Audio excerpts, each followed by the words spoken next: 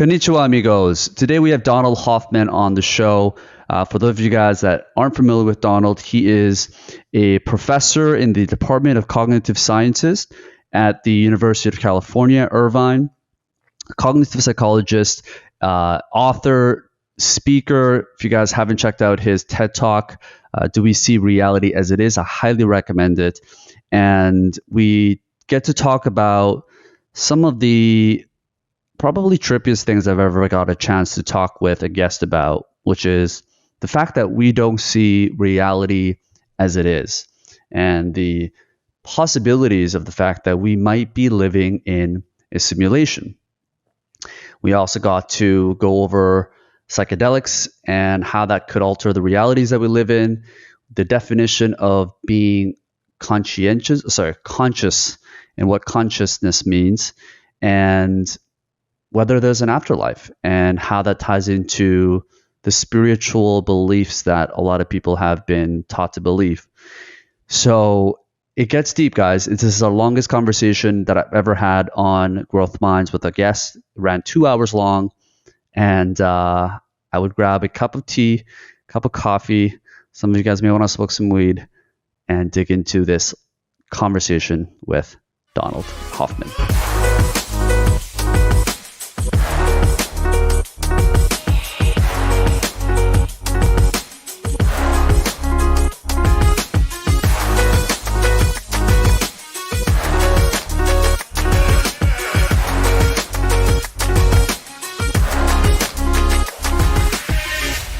Donald Hoffman, thanks so much for joining us. Thanks for inviting me, Sean.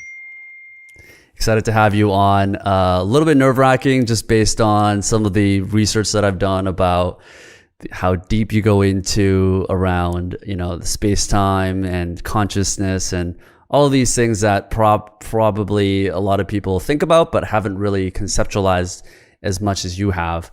How does one even start this pathway of digging into something as, probably as profound as sharing with the people that reality is not what it seems like? I mean, where do you even originate that idea, and how do you decide to go into this path? Right. So I think most of us just assume that when I look at an apple and I see the red color and the apple shape and so forth, that, I'm saying the truth, that there really is an apple that exists, and it would exist even if I weren't looking. And, we don't believe that we're seeing all of the truth, but that we see those aspects of reality that we need to survive. And so, if I look up at the moon and you look up at the moon, we're looking at something that existed long before we ever looked, and will exist long after we're dead, and we're seeing a reality. Not all of it again, but a genuine reality. The shape is right, the color is right, and so forth that we're seeing. And the intuition that most of us would have, if we have a little bit of scientific background, maybe about evolution and so forth, an argument might be that, look, if you see the truth, if you see reality as it is, at least those aspects of reality that you need, then you're going to be more fit than those who don't see those aspects of reality. And so, in each generation, those who saw reality a little bit more accurately in the ways that were needed, probably, were more successful at feeding, fighting, fleeing, and mating. The big, important actions of life. And so they were more likely to pass on their genes that code for more accurate perceptions.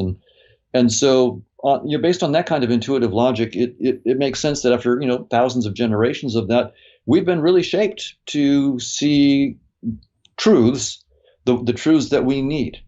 And so, that's an intuitive attitude that a lot of people would have. And in fact, it's the attitude that most scientists, who are actually experts in evolutionary theory. What I've outlined there is, an informal statement of the kinds of arguments that they will give formally, that evolution has shaped us to see reality as it is because that will make us more fit, more able to, compete in feeding, fighting, fleeing, and mating. And the idea is that we the idea is it's important for survival, because if we looked at a rock, or so we looked at a tiger, let's say, and we thought it was a rock, it just would mean that we were dead, basically.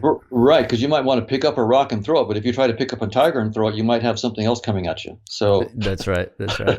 so absolutely, that's it makes sense, and you might go, that's so obvious. This, why think about it any further? It's just obviously true that we had to be shaped to see the truths. Not, of course, no one thinks we see all of the truth, but those truths that we need for our species to survive. Well, so I decided now, 14, 15 years ago, to really look at that carefully. Right? And by that, I mean, we all have an intuitive notion about evolution, but it turns out that intuition has been turned into mathematics. A guy named John Maynard Smith, a British mathematician in the 1970s, used something called game theory, the mathematics of game theory, wedded that with evolutionary theory, and came up with evolutionary game theory. Mm-hmm. And it turns out that we can actually not run simulations of evolution, and also prove theorems about evolution by natural selection. And so I got a couple of graduate students who wanted to get their PhDs interested in this, and they ran simulations. And the simulations suggested that organisms that saw reality as it is could never outcompete organisms that saw none of reality, organisms of equal complexity that saw none of reality and were just tuned to the fitness payoffs, right, to the consequences of their actions. And so doing those simulations gave us some insight into why that was the case. Part of the reason is that it takes a lot of time and energy to compute the truth. And if you don't compute the truth, you don't have to waste that time and energy. But even more deeply, it was that fitness payoffs, the things that actually govern whether you survive or not, seemed to be erasing information about the structure of the world. So I went to a mathematician, Chetan Prakash, with the simulations, the results, and the ideas, and I proposed a couple ideas about theorems that might be true based on the simulations. And so he's the real mathematician, I'm not, but I knew enough math to get into trouble and not enough to get out of trouble. But he knew enough to actually prove a couple really important theorems. And so the bottom line is this: it's a theorem of evolution by natural selection that the probability is precisely zero that any structure that you perceive, whether it's the structure of shapes or colors, any structure of your perceptions, the probability is zero that structure that you perceive in any way represents a structure of objective reality. So whatever objective reality is, so for now, I don't know what objective reality is, right? But suppose there is an objective reality, it's got some structure. What is the probability that natural selection would shape our sensory systems, or any organism's sensory systems, to tell some truths about that structure, the truths that organism might need? And the answer is the probability is precisely zero, mathematically zero. So that's the stunning result. So evolution is not a hand wave. It's not, I have my opinion about it, you have your opinion about it. No, it's a mathematical theorem. And so it's a mathematical theory, and so we can prove theorems, and so that's the remarkable theorem.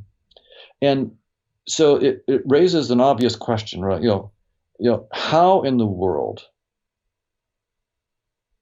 is perception going to help us stay alive if it's not showing us the truth about the world, right? And how could that be?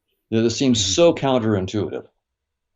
And the answer, I think, is perhaps best understood by a metaphor. And there's a couple of metaphors I think that are helpful. One is if you're using a computer with a Windows desktop, right? And you have nice little icons on your desktop and so forth for files or images or whatever it is that you're working with. You know that if you have this blue rectangular icon in the middle of your desktop for, say, a book that you're writing, or an article that you're writing, the article itself in your computer is not blue and rectangular and in the middle of the computer, even though the icon on your desktop is blue and rectangular in the middle of your desktop. And in that metaphor, the reality is like all these voltages and magnetic fields and circuits inside this computer that you may or may not even know about, or you may have no expertise in. And what you see is not circuits and software. You just see eye candy, simple eye candy that lets you control all those circuits without even understanding them at all, right? And the point of a user interface is to let you control reality without even knowing what the reality is. Most people have no idea about digital circuits and how they work. Mm-hmm. And for good reason, right? It's just really, really complicated. And in fact, if you had to toggle voltages, like to write an email, right, no one would ever hear from you. So the point is that you can see that knowing the truth, being forced to deal with reality, may not be a help. It could be a hindrance. If I said the only way that you can send me an email is by toggling voltages, well, good luck. It's not going to happen. But if I give you a nice, simple user interface, then it's easy, and you don't have to know anything about reality. And that's what evolution did. What these theorems are telling us is that the selection pressures from evolution are uniformly against forcing us to see the voltages and forcing us to toggle the voltages of reality, whatever they might be. Instead, it's giving this a user interface with simple eye candy and ear candy and touch candy. All of our senses are just user interfaces, not the truth. So it's not just vision, it's all senses and for all organisms, not just humans. This is a universal theorem for all sensory systems of all organisms. We've all been shaped to have specific user interfaces that let us survive in our niche. So it's another metaphor would be like if you're playing a virtual reality video game, say a virtual reality version of something like Grand Theft Auto. So you see a virtual Mustang, a red Mustang or a green Ferrari or something like that. You see your virtual steering wheel and so forth. And so you have all this nice eye candy that lets you play the game. And if you're really good at that game, then you can beat other people. But you can ask, suppose someone says, well, I'm going to play the game by toggling voltages in the supercomputer. Well, good luck. I mean, I'm going to be able to change lots of voltages in real time by just turning my steering wheel. You're going to have to toggle them one at a time. You have to know what you're doing too. So good luck. You're going, even though you know the truth, you're not going to win the game. And that's sort of what evolution has done. It's given us the tools to win the game. It's a virtual reality headset. So space-time and objects are like a VR headset that lets us play the game of life and win, or not. I mean, 99% of all species that have ever existed are extinct. So eventually we all lose. We'll get back to that. So I like the example of the virtual reality and the fact, Grand Theft Auto is probably one where a lot of people know of, where they can control where the character goes, what they see. And those are like visual elements, I guess kinetic movements and stuff like that. Whereas like this cup or this computer in front of me or this camera in front of me, there's more layers to it, right? There's things I can smell this coffee. There's a sensory, there's an additional sensory. I can touch it, I can feel it. I can see it from different angles. It seems to me, at least, this seems to be objectively, if that's the right definition, real, as I'm seeing it now, than a virtual reality game. So I guess my question is, what we're seeing, if what you're saying right now is what we're seeing today is not the truth, or what we're actually seeing is false, how false is it? How close are we to true reality are we actually seeing? Well, the answer is I should say how I'm thinking about this whole thing as a scientist, right? Ultimately, I don't know anything, right? We have theories. Scientists have theories, and we can tell you what our theories mean. And so what we do is we tell you what the best current theories that scientists have mean. So evolution by natural selection is one of our best current theories, right? There's no better theory to explain lots of biological phenomena. It's truly a powerful theory. It's got its own limitations, but we don't have anything better. And so my answer to your question is, using evolutionary theory, the answer is very, very clear. That theory says that no aspect of our perceptions reveals anything about objective reality. None at all. Now, I'm not saying that evolutionary theory is correct. I'm just saying we don't have a better theory, and that's what that theory entails. Now, as a scientist, my attitude is what we're trying to do is really take our best scientific theories, push them to their limits, and find out where they break. And if we can break a theory, that's time to break out the champagne, because now you're ready to take the next step. And by analyzing how the theory breaks down or gives you conclusions that you think might not be right, then that might give you hints about how to take the next step. Right? So our best theories in science will tell us where they stop. They can go this far and no farther, but they can't tell us what we need to do next. Right? They just can't tell you what the next step. So that's where we need scientific creativity. So when I say, in answer to your question, that evolutionary theory tells us that none of our perceptions in any aspect tell us anything about objective reality. I can look at that and say, okay, that's what the theory of evolution by natural selection entails. And there's a couple of things I can do about it, a couple of reactions I can have to that. So one reaction might be this: there's a lot more to evolution than natural selection. Right? So there's genetic drift, right? There's just random drift of genes. There's things called pleiotropy and so linkage, and so there's lots of things that go on in evolution besides natural selection. And there are some evolutionary biologists who think that natural selection is a fairly minor aspect of evolution. What are some of those? Can we just go very briefly into some of maybe the other two main ones other than natural selection that people think about? The big one would be like genetic drift. And this is a debate, by the way. This is not settled. Experts in the field have differing opinions, but there are some who will say that natural selection plays a really minor role in the current set of genes that we have. It's mostly genetic drift.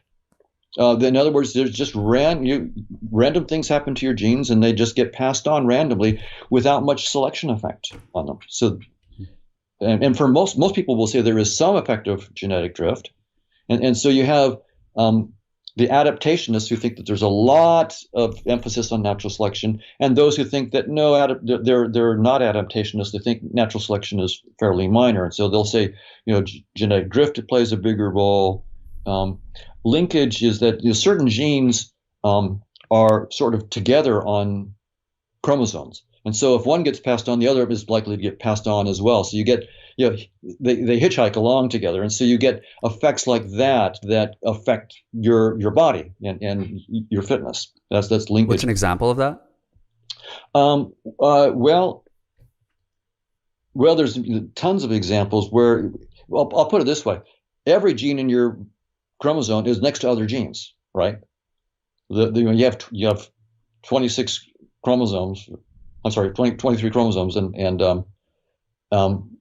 the genes for eye color, for example, will be next to other genes that may be code for something else, something other aspect of your body. So anytime a particular part of a chromosome gets copied, nearby parts will likely get copied with fractions or the totality of other genes, and so that's called linkage. And pleiotropy is the idea that a given gene might have multiple effects. And in fact, most genes, it's really complicated. Genes have many different effects, and so selection pressures are again complicated at best, and hard to understand. It's much like neural networks. You don't know what any particular node is doing in terms of the whole processing of the whole network. It's not just doing one thing. It's contributing to a wide variety. A lot of variables. Right. So it may be that genes are more like, top level, like nodes in a neural network. They have lots of different effects. So So my response on that one is that, and by the way, that's a response that's been given to me by people who are experts in biology, is that it's absolutely true that natural selection may be, for all I know, a minor part of evolution. I mean, and maybe genetic drift, linkage, pleiotropy, and other things. Also constraints from just physics and chemistry may play big roles in it. But here's the point: when we talk about why our perceptions might be true, it's because truer perceptions will make us more fit. And that's a natural selection argument. No one says that genetic drift will make you see the truth. It couldn't. No one says that linkage or pleiotropy will make you see the truth. I mean, that you have some heavy lifting to do to make a story that shows how linkage and pleiotropy are going to make you see the truth. And so what I focused on with my students and Chetan Prakash, my collaborator, is that one aspect of evolution that people do point to when they say we've been shaped to see the truth, namely natural selection. And evolutionary game theory allows me to focus on that one aspect quite clearly and see what it says. And it says the probability is zero, that we've been shaped to see the truth. Now, you did point out in your question that we deeply believe that what we're seeing is the truth, right? The shape, the smell, the color, it all feels very, very compelling to us.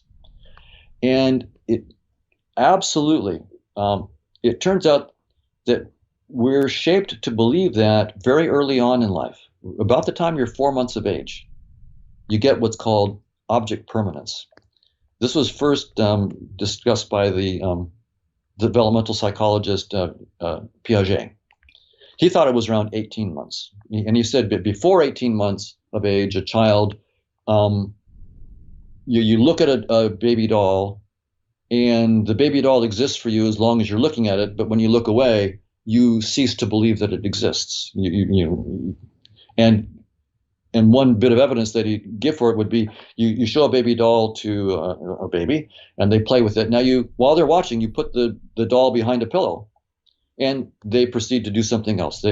But after 18 months, you put the doll behind a pillow, and then they go behind the pillow to get the doll, right? They know that even though they can't see the doll still exists. That's we called that object permanence. And later experiments were more careful, were more sensitive to what children can really understand, and they found that even at about 4 months of age, we get object permanence. So think about it from this point of view. We all deeply believe in object permanence. Why?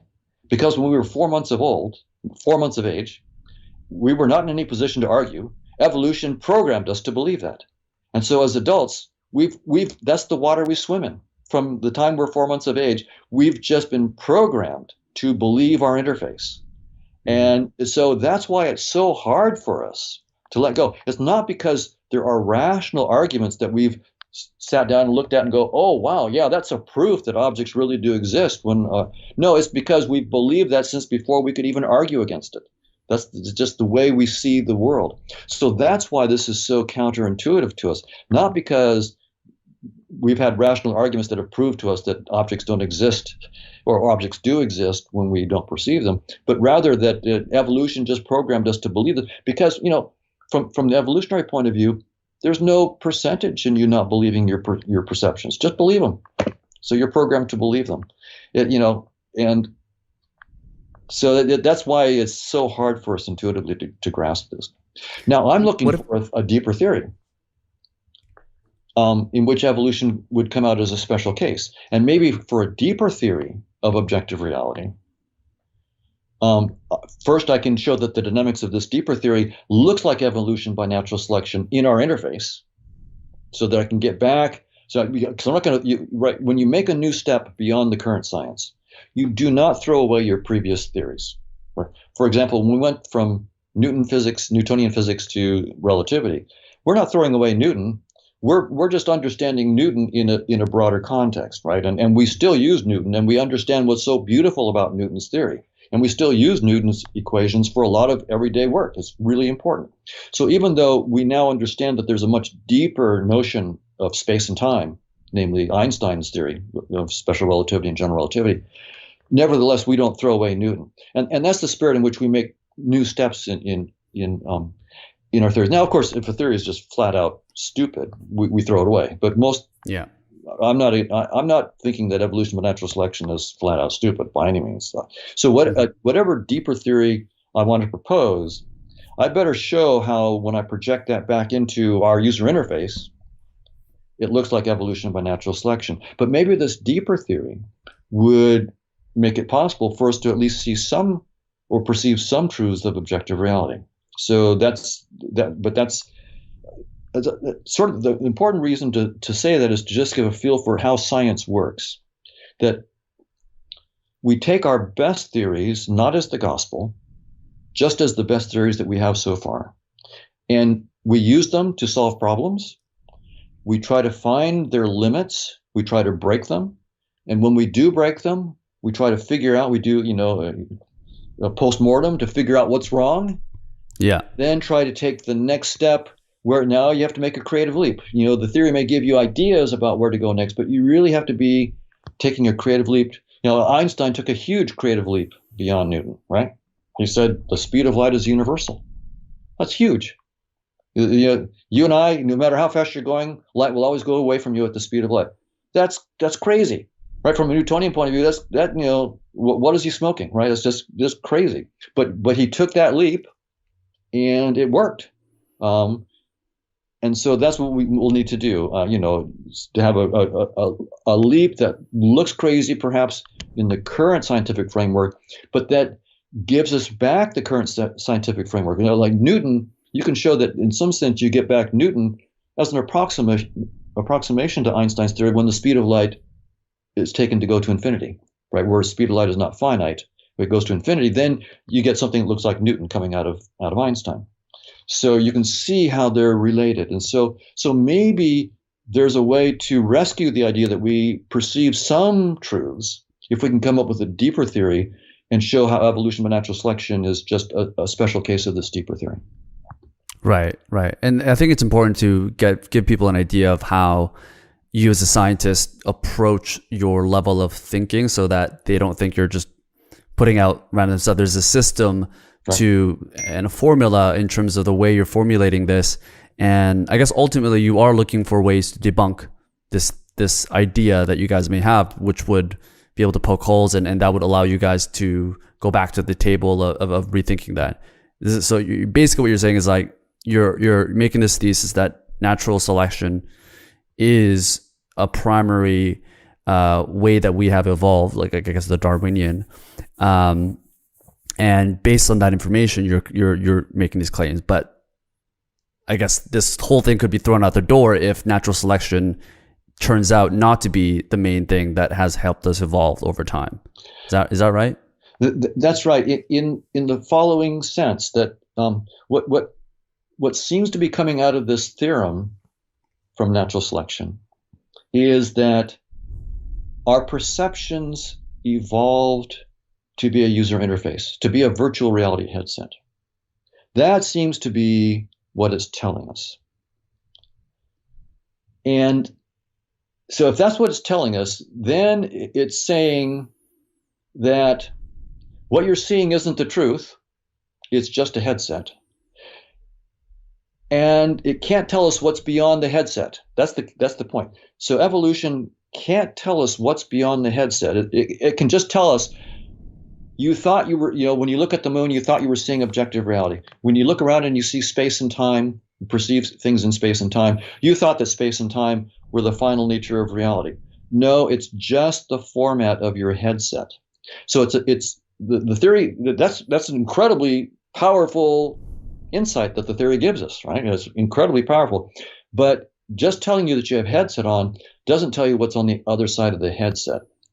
Now, so that's where you're right. We have to take, as a scientist, we'll have to then take a creative leap, but it's going to have to, whatever the leap is, it's going to have to explain the origin of the headset, the data structure of the headset, what's going on outside the headset, and then how what's going on outside the headset projects into the headset, and why. And when I do that projection, it better be mathematically precise first. So no hand wave.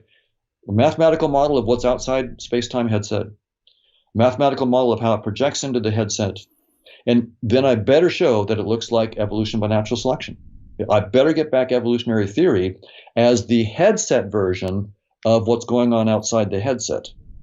In fact, all of current science, so general relativity, the theory of gravity, quantum field theory, the theory of the quantum, these pillars of science, from this point of view, are explorations of our headset.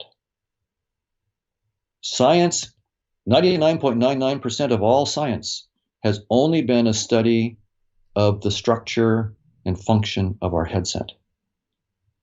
Science has not yet taken a step outside the headset. Now, you might say, look, this is fine for a cognitive scientist to be saying this kind of stuff about evolution and space and time is not fundamental, but look, he's not a physicist. I mean, you get any real physicist on here, he's going to tell you that this is nonsense. Of course, space and time is fundamental. Well, it turns out that the physicists themselves have come to the same conclusion that space-time is not fundamental for very, very different reasons than the evolutionary reason that I've given. They're coming. So what they're saying, and this is the catchphrase that they'll use: space-time is doomed. So if you just Google space-time is doomed, you can find lots of videos where the physicists themselves will tell you, like Nima Arkani Hamed at the Institute for Advanced Study at Princeton, will tell you precisely why they now understand that space-time has had a good run. It's been assumed to be fundamental since at least Newton for many, many centuries, but it's over. There's got to be, space-time has to be only an approximate concept. There's got to be some deeper aspect of reality that's utterly beyond space and time, both. And space and time have to emerge from that deeper thing. What Nima, the physicist Nima Arkani Hamed, is proposing is something called cosmological polytopes and amplituhedrons. So there are actually mathematical structures that, I'm just giving you the names, we won't go into the details, but these are just the names of the structures they're finding. There's no space-time, there's no quantum theory, there are no Hilbert spaces, but they're showing how space-time and quantum mechanics can arise as approximations to these. So we're getting it from all of our big theories: evolution by natural selection, quantum field theory, theory of gravity, Einstein's theory of gravity. They're all telling us that space-time is not fundamental. It's just a data structure. There's something deeper. And none of the theories can tell us what's the deeper thing. And the physicist, like what Nima is doing, is he's going, we don't know what the nature of reality is beyond space and time. What he's doing is looking for mathematical structures that can then project back in and give us what we see in space-time. And so he's being guided by the mathematics to try to find these structures.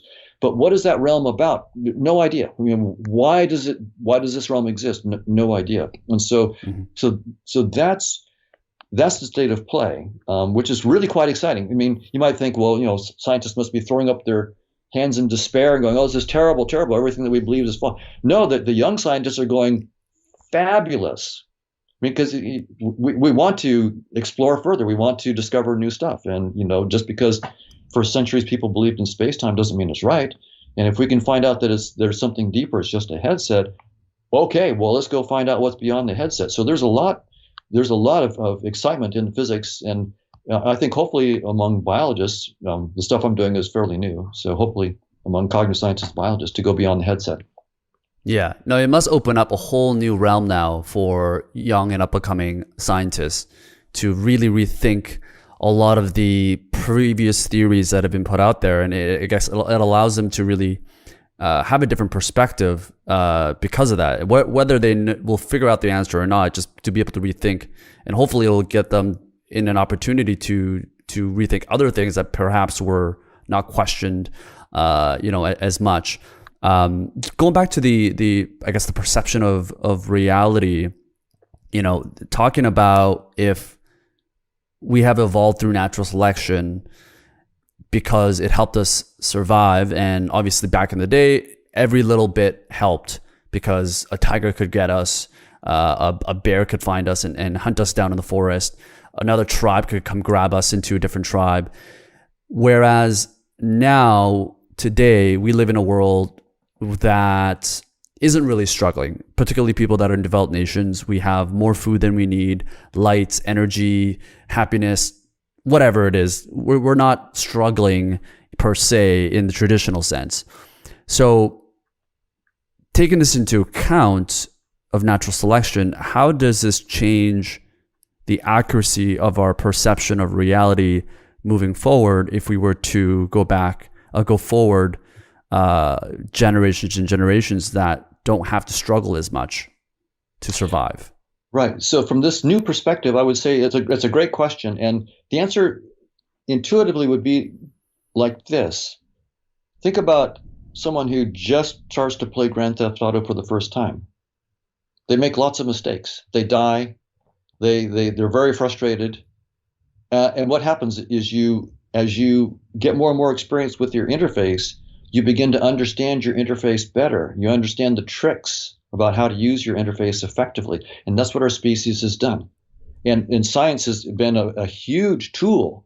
We discovered this amazing fact about our universe, that using mathematical models really is helpful in understanding how to manipulate space and time and objects and so forth. I mean, you write down some equations on a piece of paper, so for example, in the 1800s, Faraday was doing all these experiments with magnets and wires and twitching frog legs, electricity and magnetism. Did tons of experiments, and Michael Faraday comes along and looks at his experiments and goes, I can write down some equations for that. And he writes down, Maxwell's equations. So Maxwell writes down Maxwell's equations for Faraday's work, and Maxwell's equations turn out to be why you and I can talk today via Skype from halfway around the world. Those equations gave us new understanding of our user interface that allows us to go to the next level of the game in some sense, right? To play the game and not die. So from this point of view, you can see it just because we've gotten better and better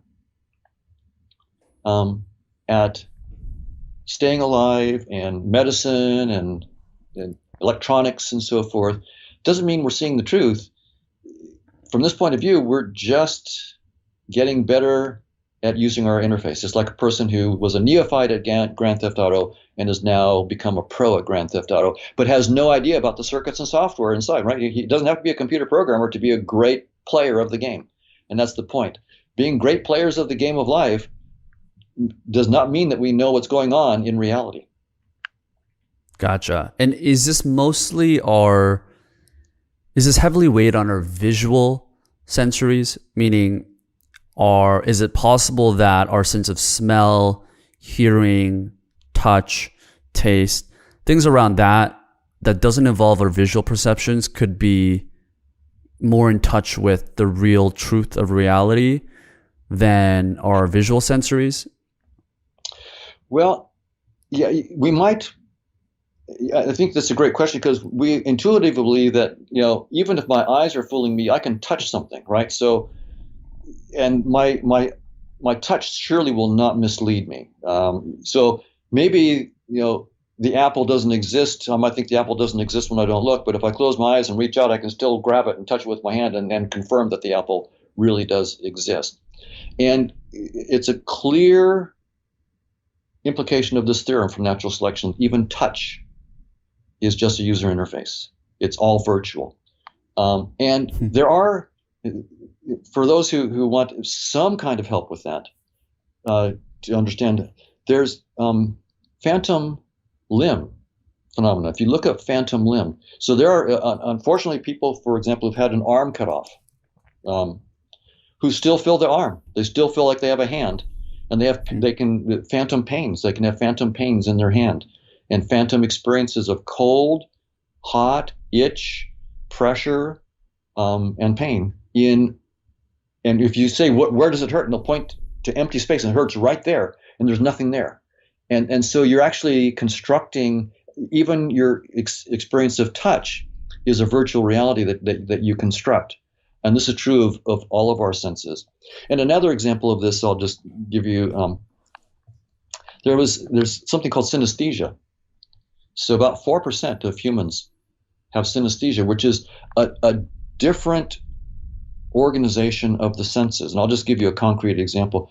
A guy named Michael Watson, everything that he tasted on his tongue, he also felt as a three-dimensional object in space with his hands. So mint, when he tasted mint, he would feel a tall, cold, smooth column of glass. He could feel it in 3D, put his hands around it in 3D and feel the temperature, the surface, the smoothness.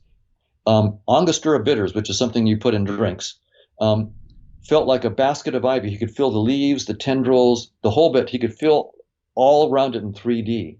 Caro syrup. Feel it where? Like in his hands or his hands, all over? Right. In his hands. Okay. Right, and it's an invisible thing. That's right. In space. So here's a case where he was touching and he felt it with his hands, just like you touch it, your keyboard on your computer. He was touching these things with his hands, and every taste had a touch. So here's a case where the touch is clearly just a user interface. And by the way, he was a good cook. He had this extra representation of taste in terms of three-dimensional objects, their textures, their weights. He could feel the weight of them, their surface shapes. And so he was a great cook because he could experience sauces in much more subtle ways than perhaps the rest of us can. So again, here's a case where we see clearly touch. It was just a user interface and not the reality. Yeah, I mean, it's crazy, some of these things that I hear about this connection that we have between our minds and our bodies. I'm sure you've heard of like psychodermatology. Psychoneuroimmunology? Psychodermatology. This is like where... Okay, right. Yeah, this is like, I've heard stories of like hypnotists that can make someone visualize themselves on a beach where there's scorching sun, but they themselves are inside. But afterwards, over time, they'd be able to get a tan and their skin would actually become bronzer. And it's just out of this world. It just doesn't make sense scientifically, but there's stuff like that apparently exists. I have no knowledge of that myself, so that's quite interesting, but I haven't studied that, so I can't comment. I can say that there, in terms of the power of the mind and the body, there is something called anosognosia, and where, well, it's no, I won't go with anosognosia. So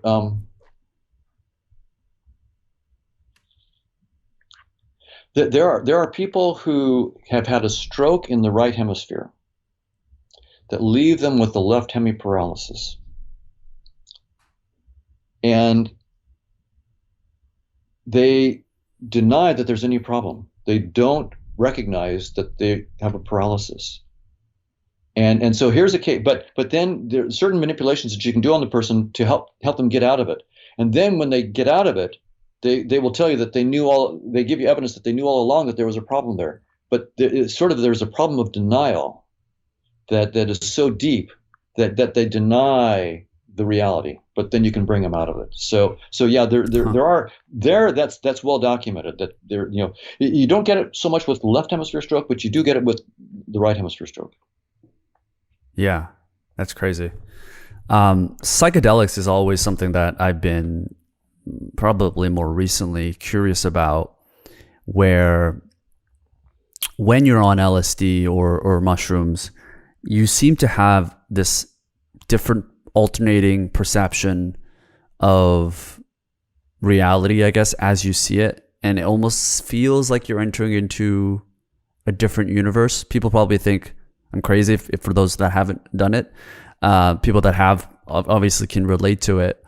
Have you given any thought to the perception of reality when and this conjointment of using psychedelics to reach different alternatives of reality, or do you feel like that's more just in our own heads? it's an interesting question whether the psychedelics are, because they, in some sense, we hear that they open the doors of perception, right? That was um, one phrase that's been used. It opens the doors of perception, suggesting that in fact we're getting in touch through psychedelics to a reality beyond the everyday physical world. And then the other point of view is that no, you're just sort of addling the brain, and you do random stuff to the brain. Of course, you're going to get random stuff happening. If I'm pushing my eye, the whole world seems to bounce around, but the world isn't bouncing around. I'm just pushing on my eye. Mm. Um, and I, as a scientist, of course, I'll have to, I'm saying that there's a reality beyond space and time. So I can't deny that there's a reality beyond space and time. There is. The question now, of course, I want to be a sober scientist. I want to say that, I want to be open to the idea that certain psychedelic experiences may be giving us some insights into something beyond space and time. Absolutely want to be open to it. I also want to be hard-nosed about it and say, maybe I'm just scrambling my interface, right? So what I need, so those are the two options, right? A genuine insight into something beyond the interface versus no, it's just screwing up my interface. So I'm not seeing behind the interface, I'm just screwing up my interface, right?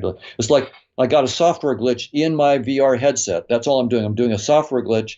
I'm not Mm. actually seeing the circuits and software behind it, right? Those are two very, very different things, right? That could be going on with the psychedelics. One is just, no, you just messed up, somehow you messed up your headset a little bit, but no, you're not seeing deeper truth.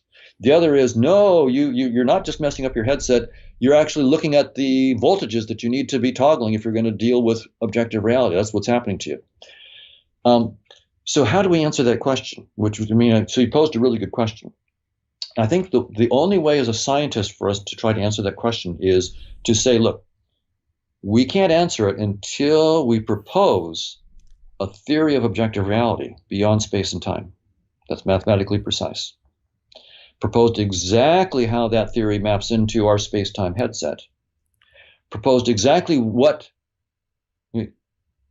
within that headset, what do brains correspond to, right? When you take psychedelics, they're affecting your brain. So what does the brain correspond to in the objective reality? The brain is just a user interface symbol. It's an icon on your desktop, right? From this point of view, this is the radical. So if people think I'm saying something that's not that radical, here's what the radical aspect of it. The brain is just another icon in your desktop. Your brain, strictly speaking, causes none of your behavior. It causes none of your conscious experiences. The brain is just what you see when you look inside of skulls. It's just another user interface symbol. Now, there is some objective reality that we're interacting with when we see a brain, but that objective reality is nothing like a brain. It has nothing like neurons. Well, so by the way, I love neuroscience. I've done brain imaging studies. I've published brain imaging studies. I think neuroscience is really important. But when we look in the brain and we see neurons, we can't take it at face value. We're going to have to be far more sophisticated. It's not, I see neurons, that's because there are neurons in objective reality. No, this is a user interface symbol. When I see neural networks, what is that telling me about a much deeper reality that doesn't look like neural networks? It's not even in space and time. So I'm going to have to reverse engineer what I see. So in other words, I need more funding for neuroscience, not less. The problem of neuroscience is much, much harder than we ever thought. We thought, I see a neuron, there is a neuron. No. I see a neuron, there's this fundamentally different realm that I'm going to have to understand that projects to what I see as a neuron. I need to understand that whole mapping. So there is a ton of, this is job security for neuroscience, what I'm proposing here. We've, in some sense, the real work of neuroscience is yet ahead of us to understand what in objective reality corresponds to neurons, neural circuits, and neural activity. Once we've got all that, then we can try to answer your question. Because then we'll have a model. So when I take LSD, that particular chemical, what does that correspond to in the objective reality, right? The chemicals are just interface symbols. What is that doing in objective reality? Is that actually just when I have this whole mathematical model of reality, how it maps onto the interface, how the brain looks in that interface, am I just addling the interface? Am I just screwing up the interface? Or am I literally opening a new portal in the interface into objective reality? So your question is a good one, and you can see that I probably won't answer it in my lifetime, right? I Mm. mean that's a very very deep question, but it's exactly the right question.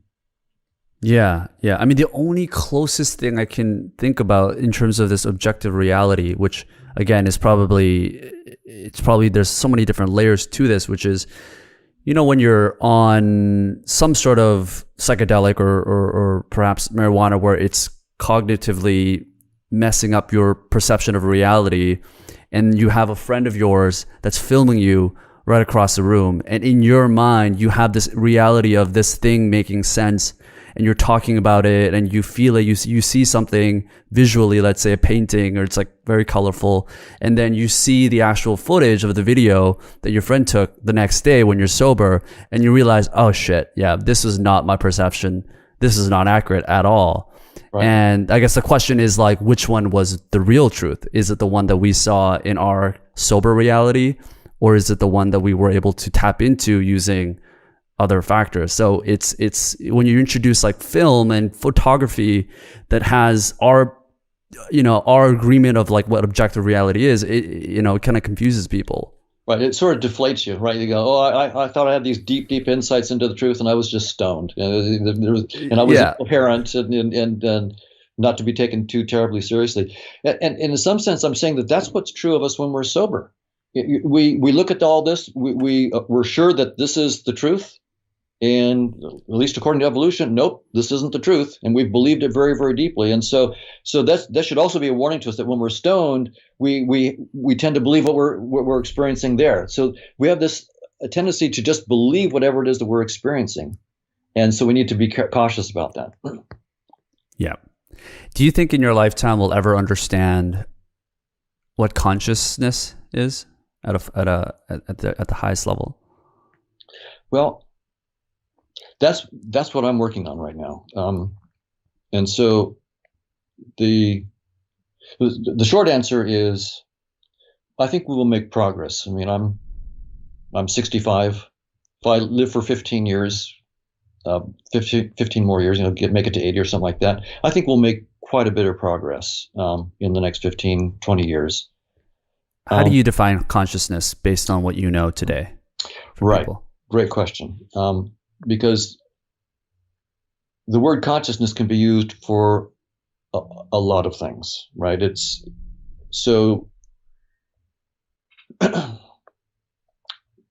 the thing that I'm talking about when I talk about consciousness is something very, very simple. Just simple experiences like the taste of chocolate, the smell of garlic, the feeling of a headache, an emotion.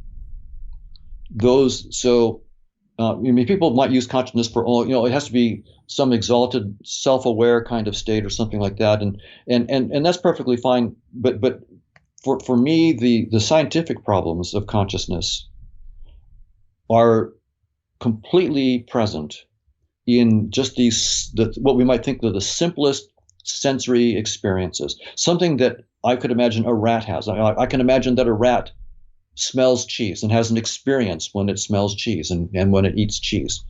And that is where I'm, as a scientist, really want to focus on just the qualitative nature of sensory experiences, how it feels to, have a headache, how it feels to taste chocolate, and so forth.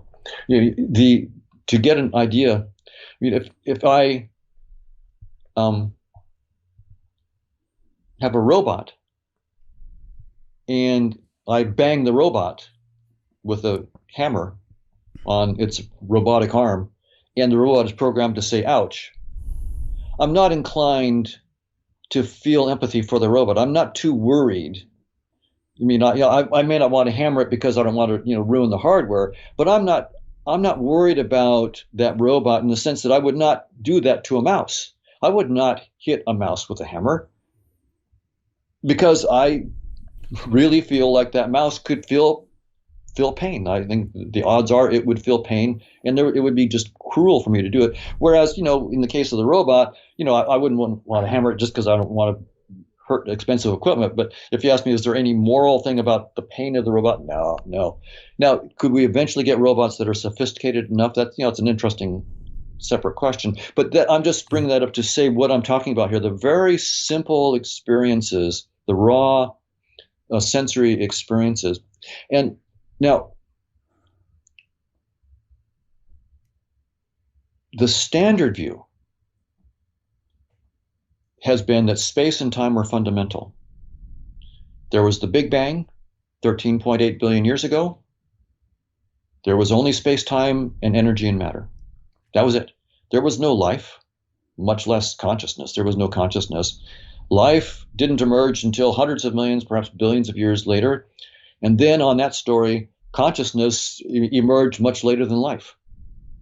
And so consciousness is a latecomer on the pre-existing stage of space-time. That's the standard physicalist view. I'm saying that entire view is false. Space-time is doomed. When we say space-time is doomed, we're saying that story is not correct. There's a deeper story. That's only an interface story. It's not the deepest story, the deepest scientific story that we can give. Now, I don't know what's outside of space-time.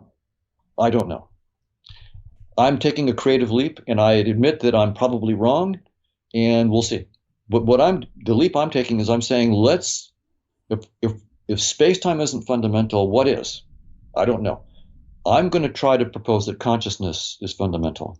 And so not just a hand wave of consciousness, I have a mathematical model, and if people are interested in looking at it, I've published a paper called Objects of Consciousness. So if you just Google Objects of Consciousness and Hoffman, you'll find the paper and you can read it for yourself. It's a mathematically precise model of consciousness in which I try to boil down consciousness to its bare bones.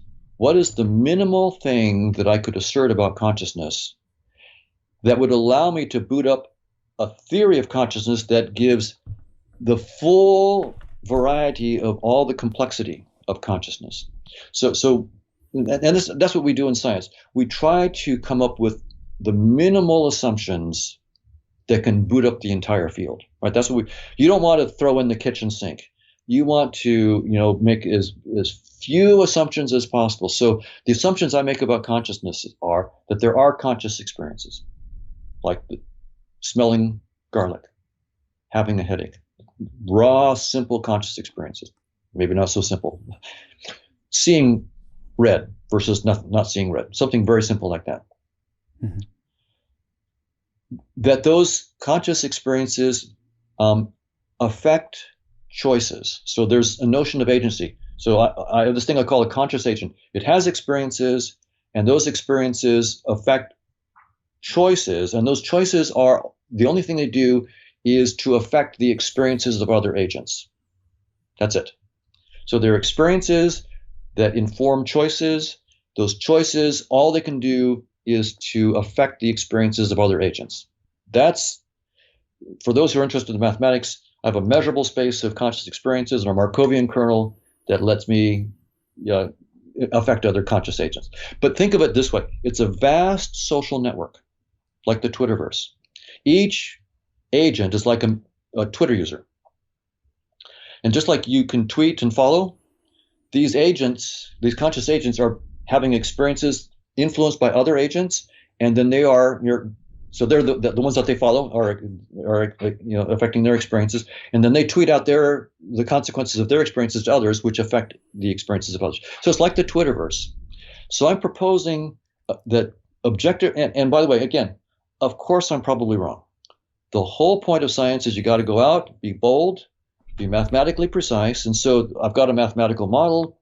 We're doing the network. So this is now network dynamics, right? It's like like we have to understand the dynamics of social networks, and it's really complicated. Social networks are really complicated, and there's new math in just the last few decades on how to understand social networks and how misinformation propagates through networks and all sorts of things. That's the mathematics that I'm having to work with, is to understand the dynamics of conscious agents. And here's the idea. First, there's no notion of self in my basic definition, right? So I have to show how you could create a self. There's no notion of intelligence. There's just raw experience and simple actions to influence others. So I have to use networks of these agents to build up learning, memory, problem solving, intelligence, a self, all these things that I didn't put into my foundation assumptions. I have to be able to create as networks of conscious agents. So that'll be one evidence of whether I'm onto the right track. Can I actually build these things from the network dynamics? The other thing will be, how do I get space time and physics and everything that we see inside space time arising as just a headset? So the idea will be, and I have to do that with mathematical precision. So the idea at top level is this: think the Twitterverse, right? There are tens of millions of Twitter users, billions of tweets. There's no way that you as a Twitter user could interact with all those users or read all the tweets. It's just overwhelming amount of data. So if you want to get a feel for what's going on in the Twitterverse, what do? You have to have a visualization tool, maybe a virtual reality headset that lets you see what's trending in New York versus what's trending in Germany versus what's trending in all of China. Or you may want to zoom out to all of China, or zoom in to what's happening in Beijing, or zoom into what's happening in a particular user at a particular street inside Beijing, right? So you want a visualization tool that lets you zoom out and zoom in, but the tool, of course, is going to be ignoring most of the details, right? It's going to be looking, for example, at trends. What's trending? And that's going to be the big idea, that space and time and physical objects are just a visualization tool that give us the long-term trends of what's happening in this network of conscious agents. So the objective reality is this vast social network of conscious agents. It's overwhelmingly complicated. There are countless agents. My interface gives me the most direct contact with certain agents. I call them human beings. But when I look at you, right, all I see is skin, hair, and eyes. I don't actually see your consciousness. And if you look at your own face in the mirror, all you see is skin, hair, and eyes. What you know firsthand, that what you see in the mirror is trivial compared to your hopes, your dreams, your aspirations, your love of music. The whole rich world of your conscious experiences is hidden behind this simple, trivial thing that we just call the human face. It's obvious firsthand that the face is a trivial icon. Behind that icon is the rich world of your conscious experiences. I'm saying that that's really true.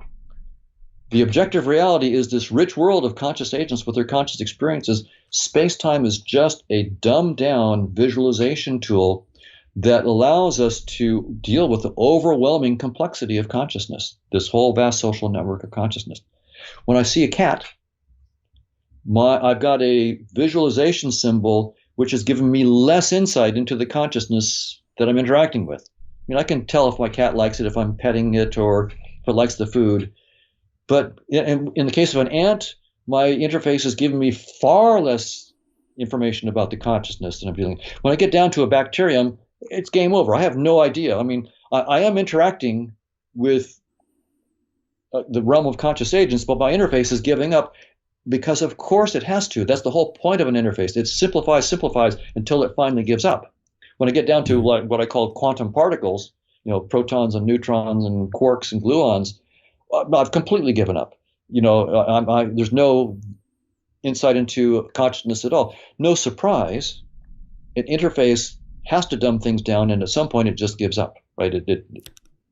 And so physicalism is the mistake of taking our interface for the truth. And why is it the case that the cats, we have less perception of consciousness with let's say ants versus cats? Is that because they have less consciousness in terms of our view of life? Actually, from this point of view, it's a great question, and the answer is no. Not because they have less consciousness. It's because of a limit of our interface. It's not a limit of their consciousness. For all I know, when I see what I call a rock, my interface has given me no insight into life, much less consciousness, right? But I'm interacting with the realm of conscious states. I'm not saying a rock is conscious, by the way. By the way, I'm not saying the human body is conscious. The human body is just an icon. The body, literally, specifically in space and time, is not who you are. It's just an icon. So a rock isn't conscious. The human body isn't conscious. These are merely icons that are visualization tools that are pointing to the realm of conscious agents. And for all I know, when I see something that to me looks like a stupid rock, the realm of conscious agents that I'm interacting with is far more brilliant and has a far greater range of experiences than I could ever imagine.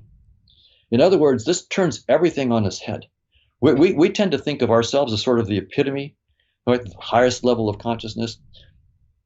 For all I know, we're just somewhere in the middle, and there are consciousnesses that we can't even understand. In fact, most consciousness that we can't even comprehend, in the following sense, very simple sense.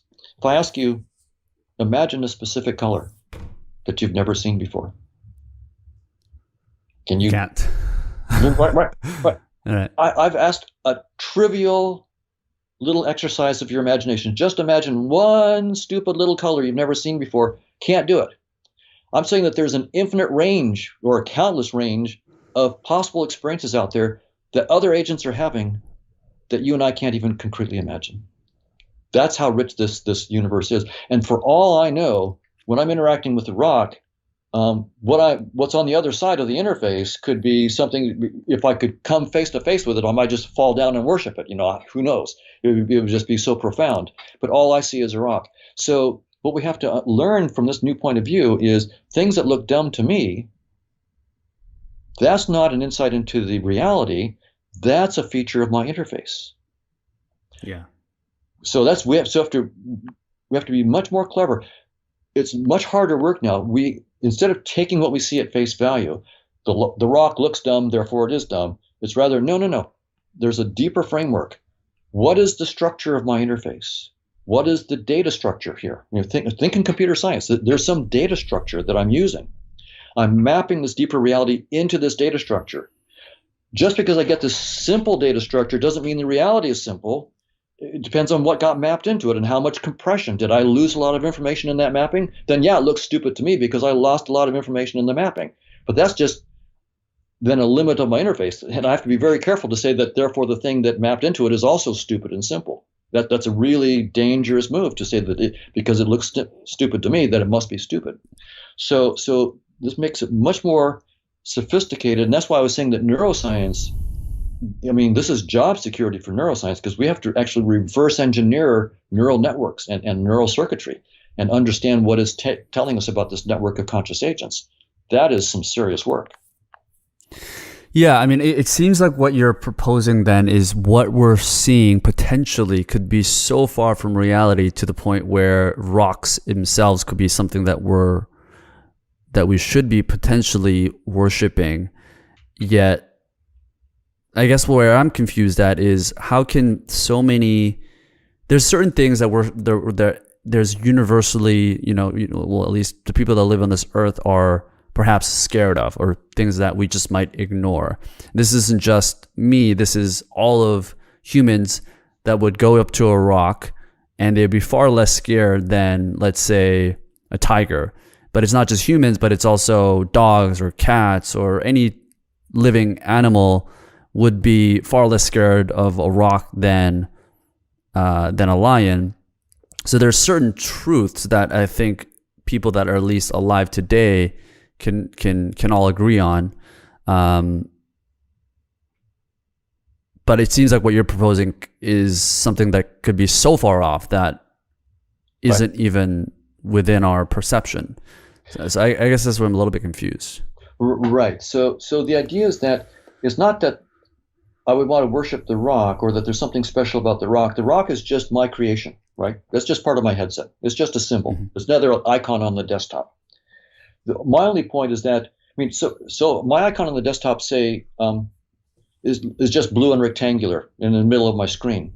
But maybe that icon is pointing to a paper. Maybe it's like Einstein's special theory of relativity paper, right?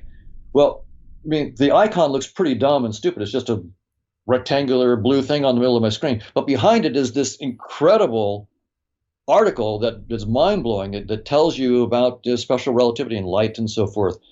And that's the relationship. So I wouldn't worship the icon; it's just blue. But I would recognize that even though the icon looks stupid to me, the paper is not stupid. The paper behind the icon is not stupid. So it's not that the rock is special. It's just that the rock, it looks stupid because that's just the tools I've got. That's my problem. It's my limitation. It's my representation that's dumb.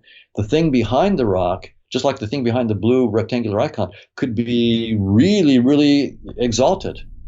Mm-hmm. Now, one thing I will have to explain is, your user interface lets the world affect you, right? But it also lets you affect the world.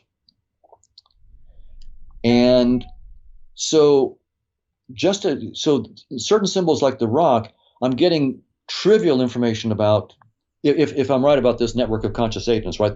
Then it would follow that the rock is giving me trivial information about that network. I have no idea what that network is like from a rock. But it may then also follow, and this is why I need to do the math, that if the interface is such that the rock is giving me trivial access to the world, it also is the case that for most purposes, I can't use the rock to get to that world, right? So if I hammer the rock, I'm not hurting agents. I'm not inflicting pain. But again, I need to work that out. And there are cases where I could use that rock. If I took that rock and hit a person with the rock, then I am inflicting pain. But I'm inflicting pain not because of the rock icon per se, but because I'm using that to affect the icon of their body. So certain icons are giving me a portal into consciousness and an ability to affect consciousness. And this is where the mathematics is going to have to be really worked out.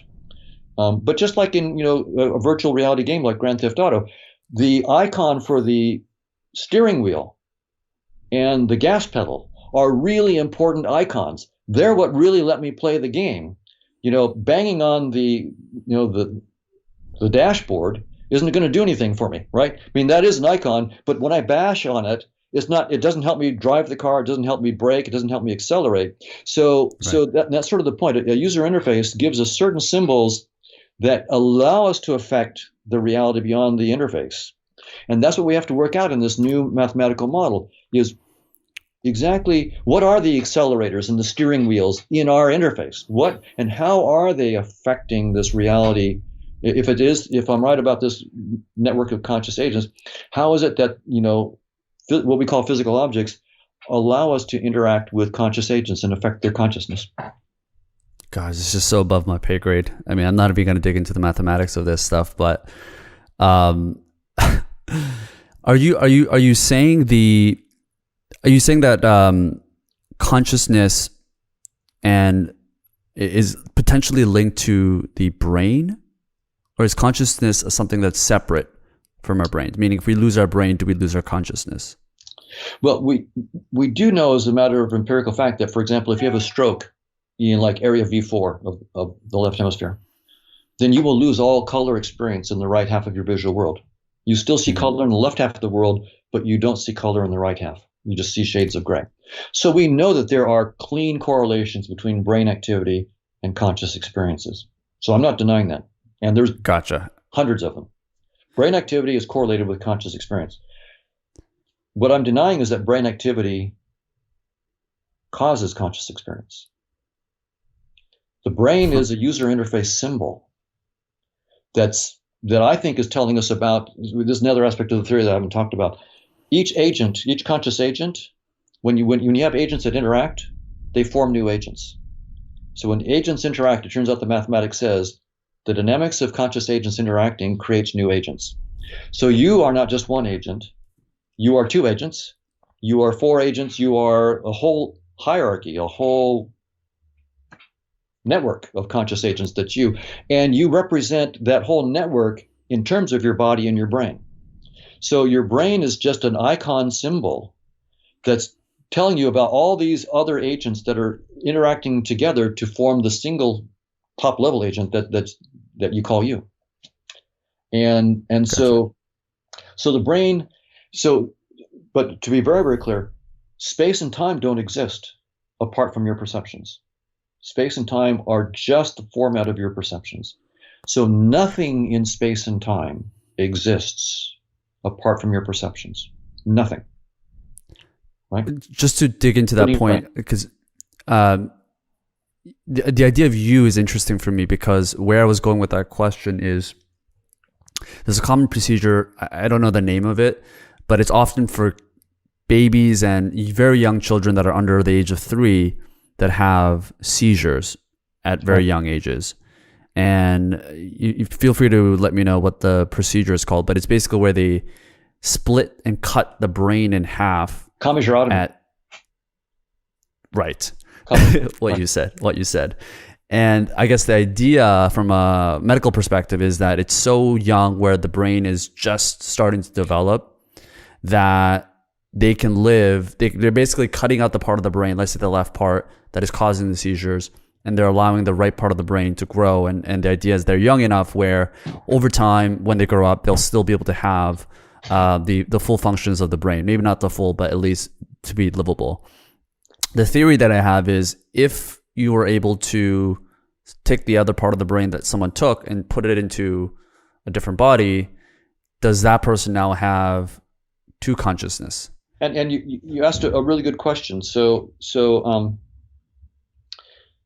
you're absolutely right that when we do surgery on the brain, it has specific and important effects that we can predict, say on consciousness. And so the obvious question is, how does that fit into this whole theory that I'm talking about here? I mean, if I'm saying that the brain is just an icon, then how come when I cut the brain, things happen to consciousness, right? Doesn't that seem to contradict what I'm saying? And so think about it again in terms of you've got a blue rectangular icon on your desktop, and I'm going to do a radical surgery, and I'm going to drag it to the trash can. And when I do that, the file gets deleted. Now, is it the case that the literal movement of the pixels of that icon to the trash can pixels caused the file to be deleted? Well, no. That's just what I see on the desktop. So it's not the case that the movement of the icon to the trash can caused the file to be deleted. In fact, when I drag that icon to the trash can, as a normal user, I have no idea what I'm really doing in the computer, right? I'm triggering millions and millions of operations, and tons of magnetic fields are being changed, and voltages are being toggled. I have no idea what I'm doing. But the end result is that maybe the file isn't erased. Maybe it's just I can't locate it anymore, right? The bits are still in the computer, or maybe I erased it, right? Maybe you did a hard erase, and so you've really erased those magnetic fields from a drive or something. So that the key point is we see, even when we use the interface on our computer and we do something like delete a file, what we see on the screen is trivial, right? It allows us to delete the file. Yes, I mean, I dragged the blue icon to the trash can, I deleted the file. Do I really know how I did it? Absolutely not. Was the blue icon really critical? Well, only to guide my actions, but the blue icon is really irrelevant, right?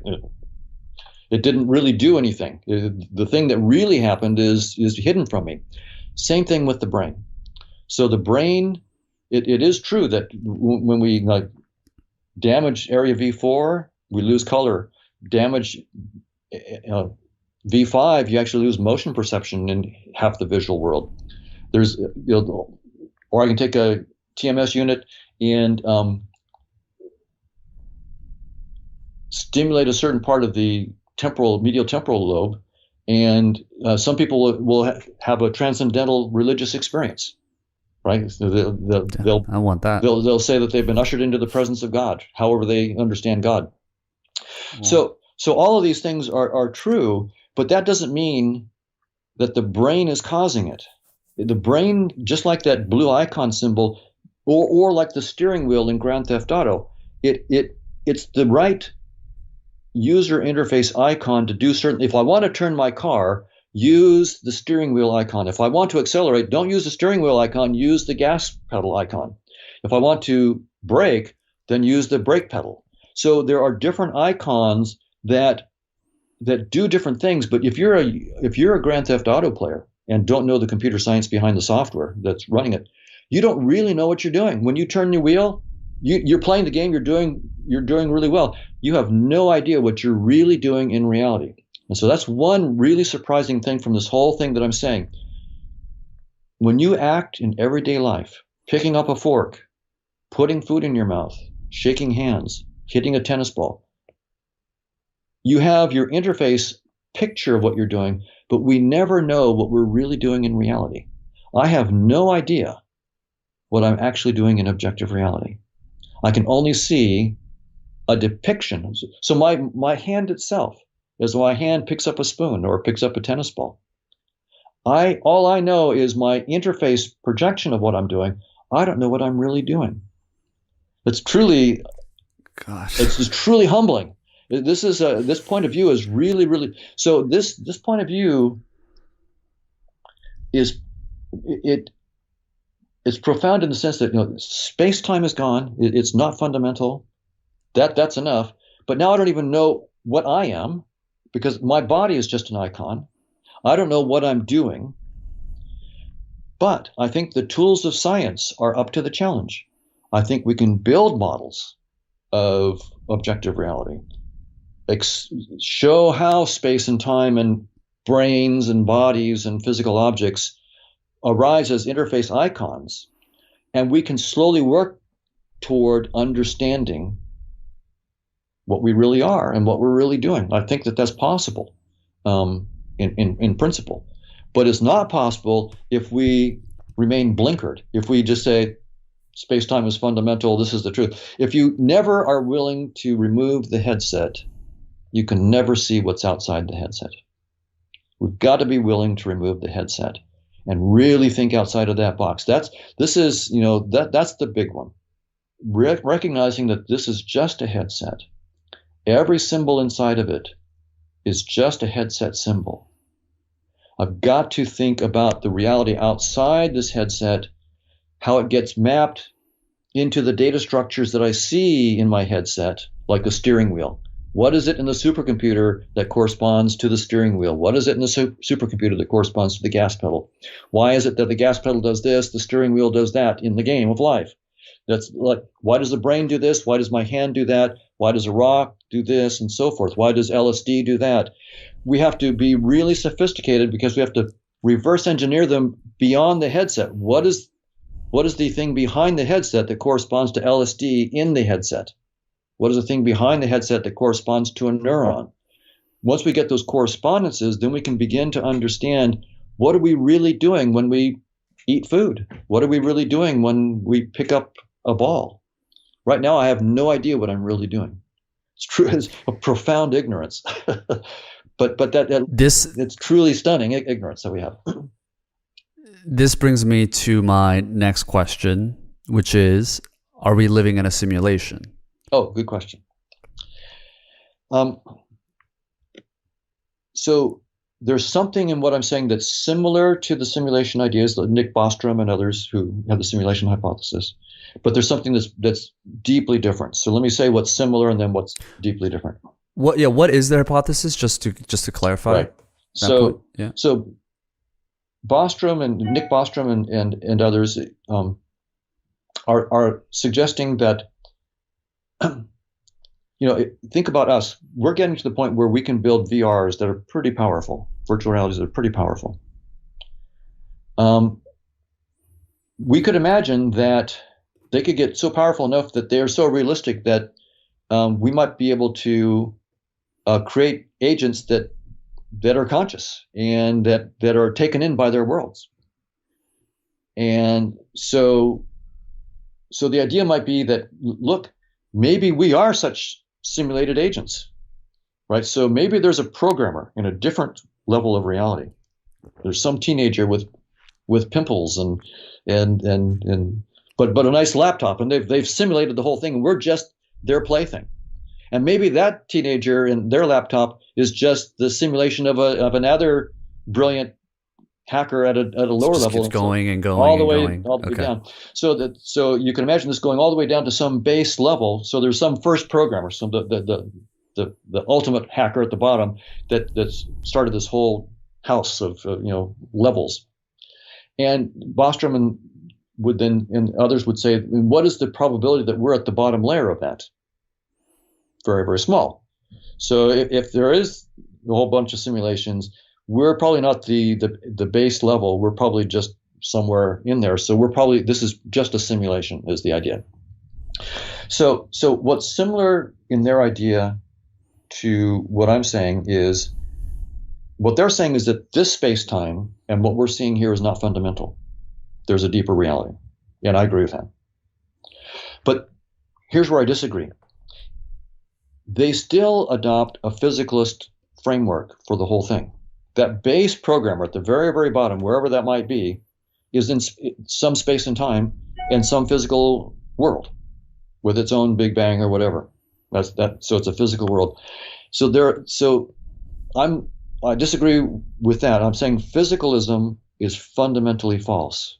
Space-time is fundamentally doomed. Space-time does not exist fundamentally. That's just the wrong framework. Second thing I disagree with.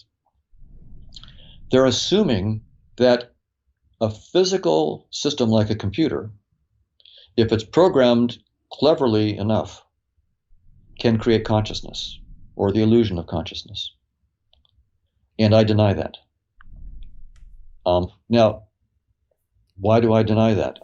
I have many brilliant friends and colleagues who have mathematical models where they're trying to start with physical systems and boot up consciousness. So, for example, Tononi and Koch have this integrated information theory model of consciousness, where you start with physical systems that have certain integrated information theoretic properties, so certain causal architectures. If you have the right causal architecture with the right kind of integrated information, then that is either identical to or causes consciousness to emerge. But they've not been able to use that theory to even say what the integrated architecture is, the causal architecture is, for even one specific conscious experience, like the taste of a lemon or the smell of garlic.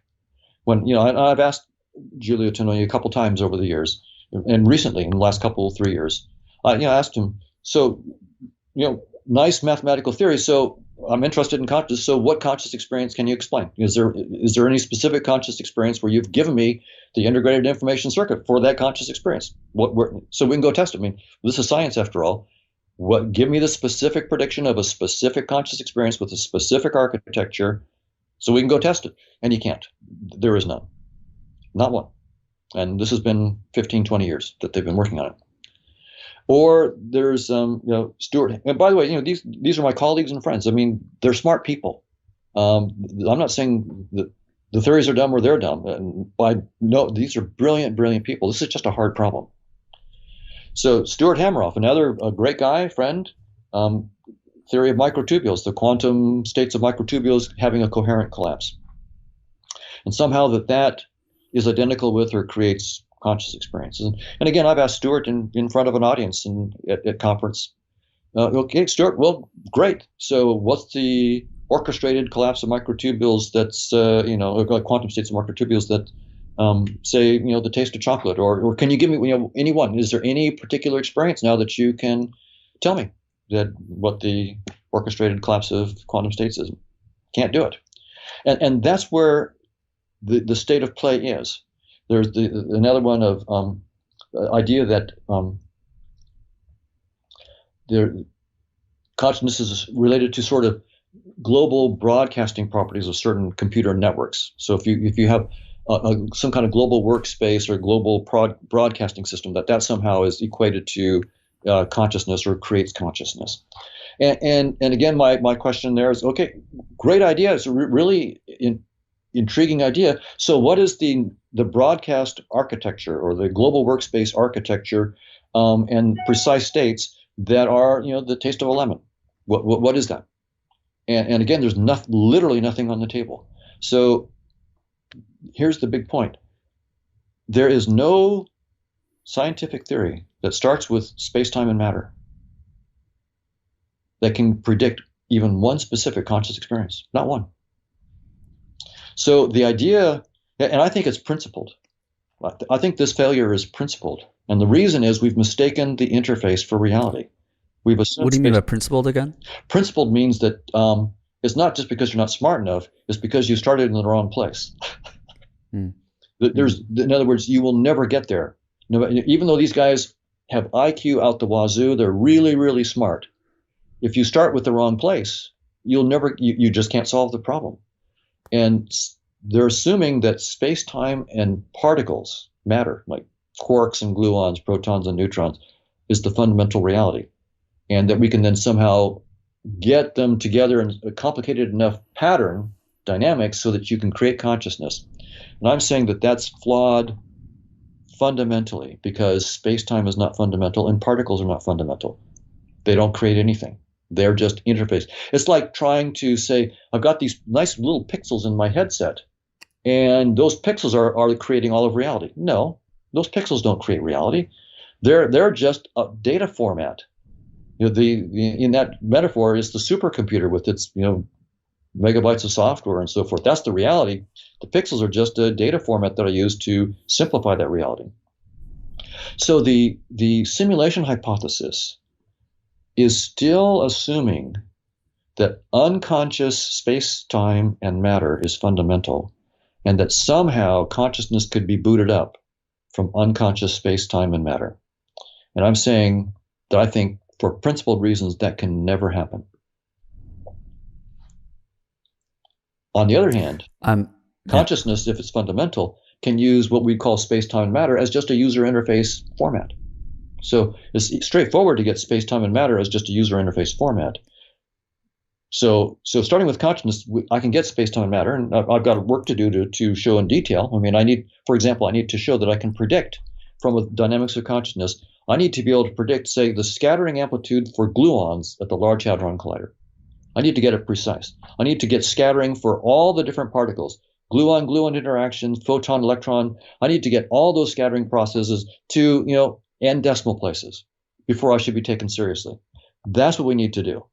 So there's a lot of work ahead for me to do, and then I'll have lunch. But so there's tons of work. But the idea that you can start with space and time and particles and boot up consciousness, there's not one success there yet. Not one. Right. So those people, I mean, you guys just have a different theory, it seems, but do all of you guys believe that there is a potential that we do live in a simulation? Just to go back to that? I think among my neuroscience colleagues, most of my neuroscience colleagues are physicalists. So they assume that space, time, and matter are fundamental. The Big Bang was the origin of everything in our universe. And I think most of them would say the simulation idea is an intriguing idea, but not to be taken terribly seriously. So I'm just now talking about my colleagues in cognitive neuroscience, right? This is, I would say, just in my informal conversations with them, most of them think neurons exist whether or not they're perceived. Space and time exist. The moon exists whether or not they're perceived. Neural activity causes our behavior. Anybody who thinks otherwise is sort of nuts. And all these correlations between neural activity, like V4 and color experience, V5 and motion experience, and so forth. Clear evidence, they would say, that brain activity causes our conscious experiences. That's the standard view. So the simulation hypothesis is understood, but not taken too seriously. And my hypothesis is not taken too seriously. What I would say, 90+% of my colleagues in neuroscience believe is Of course, the brain exists when no one looks. You don't need to look at neurons for them to exist. They exist anyway, just like the moon exists. And of course, neural activity causes all of our behavior, and of course, neural activity causes our conscious experience. That's, I would say, 90+% of my brilliant colleagues, good friends. I mean, I love these people. They're great people, even though we disagree on this. That's the standard view. And my idea, is definitely believed by less than 1%. Is it possible that both exist, where the people that created the simulation formulated space and time in our world, in our simulation, but in their simulation and in their world, space and time doesn't exist? That would be a version of simulation theory that I would find quite interesting. That would be different than what's being proposed. Right? What's being proposed is a physicalist version, but you could imagine a version of the simulation theory in which maybe the fundamental reality is not physical, is not space and time. In some sense, when I talk about conscious agents interacting to create new conscious agents, yeah, I am doing that. I'm saying that a bunch of agents work together, and together they instantiate this interface that we call space and time and physical objects. This is a cooperative product of a bunch of agents. They're creating this interface, and they're creating this symbol that I call my body and my brain. And so, yes, this space-time is emerging from something that's not spatial or temporal at all. And so I am saying, in some sense, this is a simulation, but it's a simulation of consciousness, not of some physical system. Now, based on your perception and the theories that you have around this, the fact that this isn't really reality as it seems, how do you look at the afterlife? Why are we here?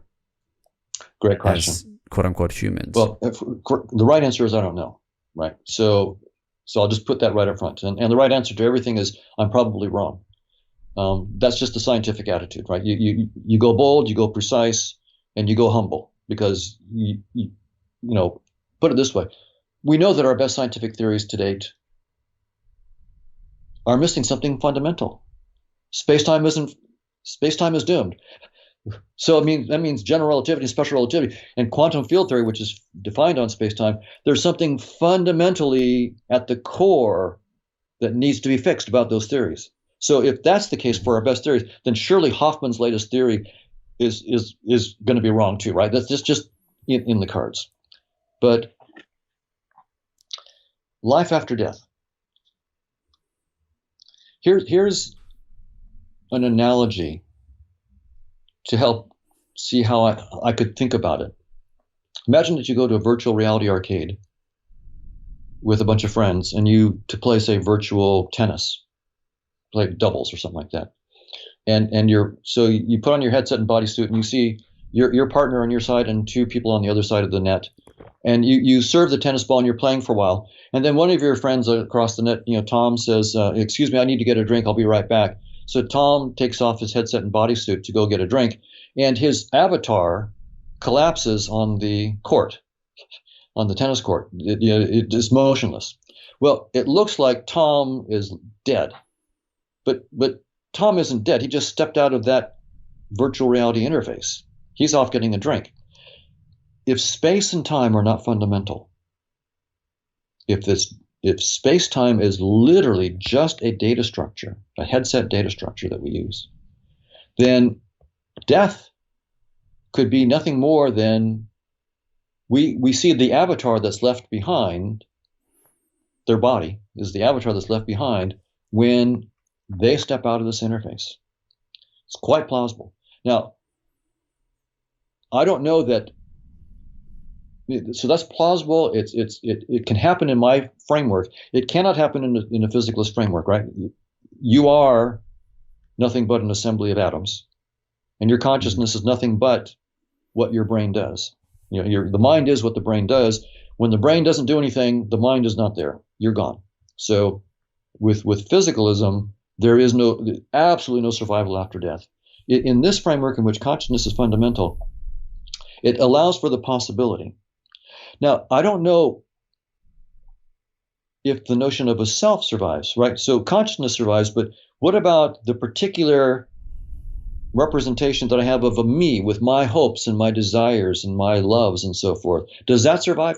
I don't know. I mean, for me, working within this framework, that will be one of the technical problems I would like. A very interesting technical problem because we all have skin in the game, right? Literally, yeah. What does survive, right? And there is interesting work with near-death experiences. There was a panel by the New York Academy of Sciences last fall where they had a bunch of medical doctors in the New York area and elsewhere who are dealing with people who have had no cortical activity for 20, 30, 40 minutes, and they were able to resuscitate them. And these people do describe, so this is not just like near-death, it's called near-death experience, but they literally were brain dead for half an hour. There was no EEG, just no EEG there at all. And they were able to bring them back. And these people routinely describe similar experiences of a tunnel, a light, a life review, and all sorts of things that happens to them. And again, as a hard-nosed scientist, I do not take any of this at face value, right? Until you experience it, right? Or like even if you experience it, you have to quantify it. I can't take it at face. I mean, I don't. As I said, I don't even know what I'm doing right now. When I pick up a cup with my hand, I don't take that at face value as a scientist anymore. I literally don't know what I'm doing. My theory tells me I don't know what I'm literally doing in reality. So science is. We have to be. It's really interesting what we have to do as scientists. There's this balance between being so hard-nosed that you never learn anything, and so gullible that you believe everything, right? So how do we find that middle road? So how do we find what's credible?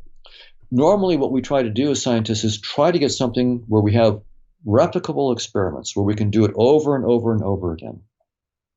And unfortunately, these first-person things are not like replicable experiments. It's not like I can do and repeat an experiment. These are more just stories. These are anecdotes, right?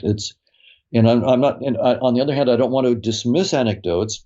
That's the thing. We need to take our ideas wherever we can get them. So we need to listen to these anecdotes, and if a lot of people are saying the same thing, take that very, very seriously. But we also need mathematical theories, right? If I can get a mathematical theory that predicts these anecdotes, now I'm starting to perk up a little bit, right? Now, okay, so now I've got a mathematical model that predicts these kinds of anecdotes. That doesn't mean it's right, but the BS meter goes down a little bit, right? I need to give this more credibility. What about like brain machine interfaces that allow us to be able to see? We actually had Dr. Moran Surfon, who's a neuroscientist, and he was talking about similar things where he thinks that the potential for people to be, brought back to life through science and medicine for temporary amount of time, if they were hooked to a brain machine interface, would be able to do crazy stuff like be able to communicate with those people after they have, so-called passed, and that would obviously change a lot of these different things. Could that help in some ways to be able to gather more data to understand what life after death could be? In principle, it's quite possible, but right now I think these proposals, we're really shooting in the dark because we don't have a mathematically precise theory of what's beyond the interface, right? What's beyond space and time. And so it's very much like someone who is a real good player at Grand Theft Auto, and they're trying to guess at how the software works, and why the steering wheel does what it does and the brake pedal. Well, you can imagine that most of the guesses are going to be wrong, right? And until you actually understand the code, and there's going to be many, many hundreds of megabytes of code, perhaps maybe gigabytes of code that's involved here, then you can begin to intelligently understand how the steering wheel and work, and also in this case, the example you give, how the brain works and how we might interface with it. So I'm not dismissing the possibility. I'm saying we've got a ton of theory to do before we can do that intelligently. We've got to reverse engineer the whole interface. It. Let me put it another example like this. So it's 1860 or something like that, and we've just discovered all these interesting things about electricity, say 1850. So we know, we don't know exactly how it works, and there's no technology yet, but we've got, and we realize that somehow electricity can do stuff miraculously across space and time. And so we think, okay, so this is the mystical thing. This is the mystical thing that can connect us. And maybe if we have seances and hold hands, we can use this power to actually communicate with people on the other side of the world using electricity. Well, it turns out you're right that you can use electricity to communicate with people on the other side of the world. But it's going to take you a century of hard work and mathematical modeling to allow what you and I are doing right now. I'm in direct contact with you. You're in Spain. I'm in California. We're literally on opposite sides of the world. We're using electricity to do what would seem miraculous to people in 1840, 1850. But we didn't get there by holding hands. We got there through hard mathematical analysis, years and years of technology development of infrastructure, and now we can do it. And that's my guess is what's going to happen here is right. I mean, you just can't leap there from here. We've got all this mathematical modeling to do. We have to understand the network of conscious agents, how it works, understand really what happens at death and this relationship to the interface. And then, yes, I don't see in principle why eventually we might not be able to open new portals outside of our interface to conscious agents. But the technology and the mathematics and the theories that are going to be involved to do that, I'm excited to work on it, but that's not trivial. Not trivial. Mm-hmm. Yeah. I mean, there are scientists that are claiming that there are black holes that exist in the universe. If you were to pass it, there are millions of other universes that could exist. And I guess one way to look at the idea of dying and then going into a different portal, the light means we just enter a different universe that's in a different black hole. Is that kind of the idea roughly that we're talking about? We just go into a different universe? Well, the thing about black holes is the best theory that we have of them right now tells us there's a singularity at the center. When you go through across the event horizon of a black hole, space and time reverse roles. The arrow inward is now time, and the arrow points you to the singularity. What's really happening is that you're being sucked into a singularity where you're destroyed.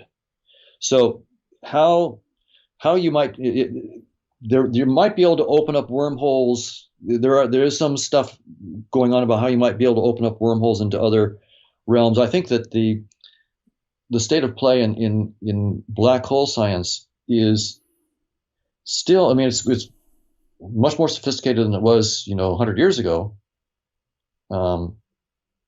But we don't even really know what happens at the event horizon, whether there's a firewall at the event horizon of black holes that burns you up when you go across or not. I mean, the real hotshots on this are really don't really know. So I'm not really proposing that kind of thing. I'm saying that there may be, just like your body, which is my icon, right? Because I'm just seeing the icon that I create. But I've got a portal to your consciousness. I can do certain things, and I can affect how you feel. I can affect how you think. It's truly a remarkable ability that I've got, and you've got the ability to affect me through a particular portal in your interface that you call the body of Don Hoffman, and I call the body of Sean Kim. So using these portals, we can go back and these are not black holes. These are just portals that we use in our interface that affect consciousnesses. So what I'm saying is, once we understand how the Sean Kim body icon works, the Don Hoffman body icon works as portals into once we reverse engineer those kinds of portals, or my cat body, that seems to be a portal into a consciousness. Once we reverse engineer those, then we may understand how portals work, and we may be able to create new portals. And they may be utterly New unlike black ones. holes. Interesting. Does that make sense? Wow. Okay. Not really, but it's understanding within my realm and my pay grade. Yeah. I mean, I don't know how to do it yet. Well, have any scientists ever thought that black holes were designed to only leave, not enter? Meaning their other side of the people, whatever universe that is in the black hole, could potentially enter our world, so-called aliens, but the whole thing was designed so that we can never enter that side of the world, meaning that is what's keeping it out. I don't know if not too many serious scientists would be thinking that it was aliens that were designed. I'm sure they're not. This is my dumb, 5th grade physics theory. This is just to get your brain sparks. Yeah, no, I don't think that they're thinking that, but I do think they have a legit. And by the way, I'm not a black hole scientist, so Yeah. So we would really want to talk to the real physicists, like Roger Penrose, who just won the Nobel Prize this year for his work on black holes, and Getz, who at UCLA, who helped discover the black hole at the center of our own galaxy. I mean, these are some of the real experts. But my understanding of the state of play on this is that some take wormholes seriously, some take seriously the possibility of certain travel of microscopic things through wormholes. I think most are skeptical that macroscopic objects the size of human bodies can get through, but that we would need new insights into space-time and new insights into the mathematics of black holes to make that kind of portal possible.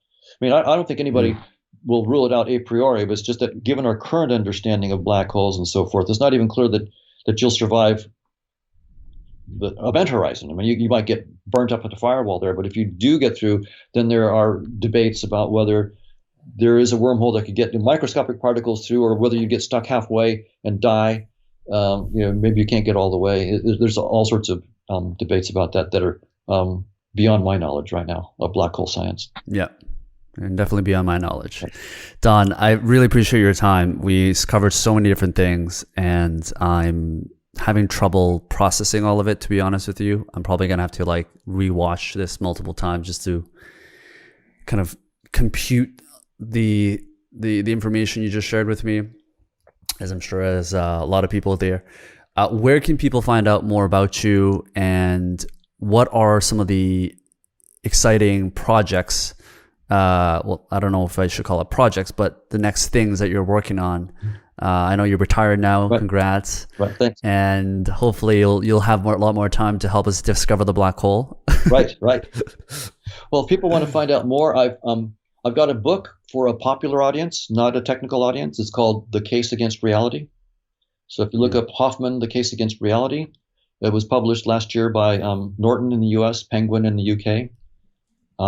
And so that's a good introduction to the evolutionary argument that I gave and how it works, and then also to consciousness and my ideas about consciousness being fundamental in a network of consciousness. I've got a TED Talk. If you just Google Donald Hoffman TED Talk, it's called Do We See Reality as It Is? You can see my TED Talk on that. And if you just Google my name, there's a ton of podcasts and videos that are out there if people want to see that. It's really easy. I've got a Twitter account at Donald D. Hoffman.